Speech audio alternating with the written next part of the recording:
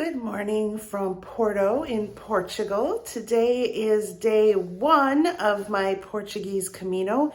It is a short one to sort of break in slowly. We have maybe between 10 and 12 kilometers today, so not a ton. It's basically going to a suburb of Porto called Matosinhos. I could take the subway there instead of walking if I wanted to. So just a nice easy day. I'm gonna make my way from here down to the river, and the river empties out into the Atlantic Ocean, and we're gonna be walking along the Atlantic Ocean today and tomorrow before we turn east to meet the more central route that's inland. So some hopefully really beautiful scenery today. The weather's supposed to be wonderful, just like yesterday, highs in the high 60s. So I am really looking forward to getting this first day in, and I will take you with me. Stay tuned. Stopped to get a bottle of water, and now I'm off, headed towards the river. I made it to the river, just walked down, I don't know, it might have been 100 stairs, but I was glad I was going down instead of up. Now basically I'm just gonna head in this direction and just keep following the water the whole way today.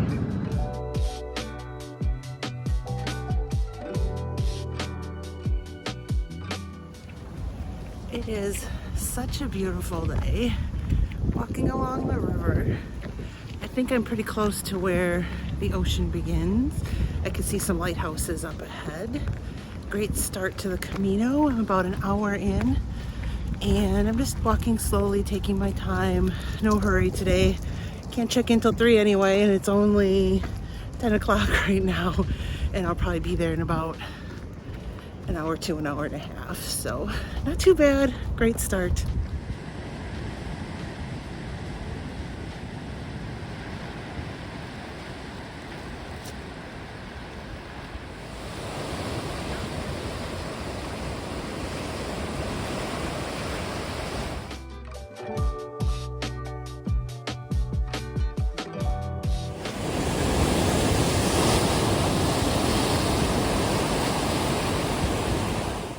That was really cool to come out here and see the Atlantic Ocean, hearing the waves crashing on the rocks. Everyone loves that sound. People fall asleep to that sound. So if you're ever in Porto, I would definitely make a trek out here. There are buses. I saw the hop on, hop off buses come out here. So if you didn't want to walk, because it's about maybe 3.5 miles from the city center to walk here, but it would be absolutely worth it. Get out here how you can and spend some time.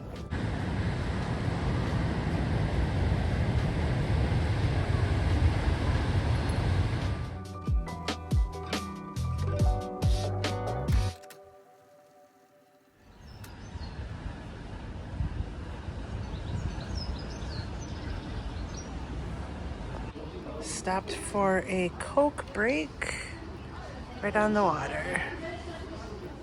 I'm about 2 miles from my destination today. It's been tough so far just because it's all been on paved surfaces, which is just tough on the feet for this period of time. But only a couple miles left, so won't be long now.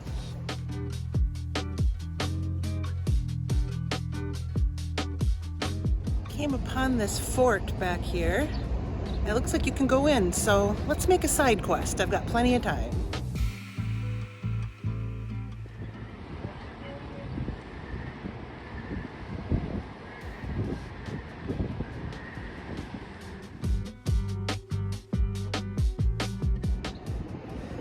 The fort was built in 1661. It has some historic significance to it. Sounds like a war in the 1800s between a couple of groups. I don't know who they are or what they stood for.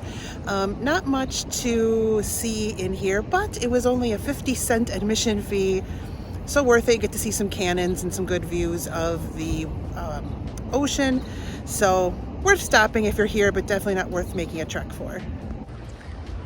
I'm less than a mile from my hotel. It's just before 1 o'clock, so I decided to stop and get some lunch while I'm still by the water before I turn in a little bit inland.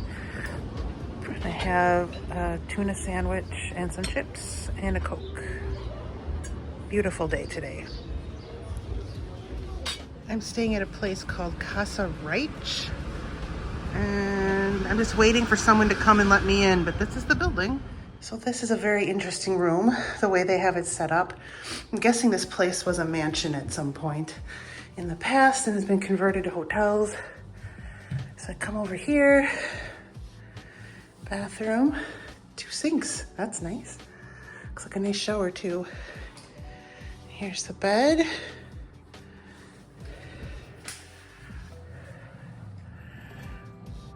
Not much for a view, but that's nice.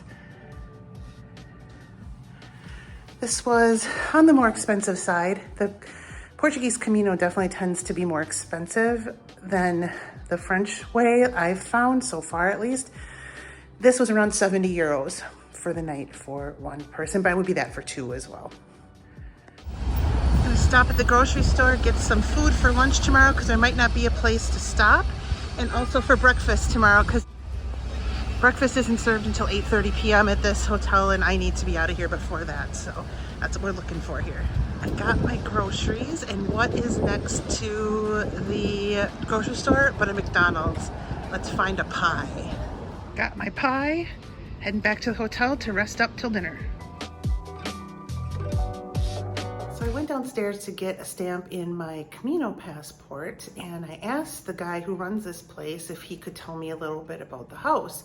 And it was in his family. So he bought the house 5 years ago from his grandmother's sister, who was living here at the time. She is 91 years old. She is still alive. She drives herself. He showed me a picture of her with this awesome lime green car from like 1983 or something like that. The family was in the fishing industry. They made quite a bit of money, particularly from selling canned sardines. And so this was their family house for quite a long time.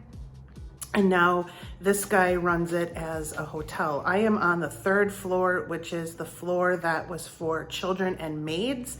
So it's a little less fancy. I guess the rooms on the 1st floor are gorgeous with painted ceilings and fancy wood on the floors, and just really interesting. I'm so glad I asked him. I think he was excited to talk about it. He took pictures of me in front of a couple things that were in the room we were in that he was particularly proud of. So I thought it was great to know about a little bit about where I'm staying, and it was interesting to talk to him about it. So that was awesome.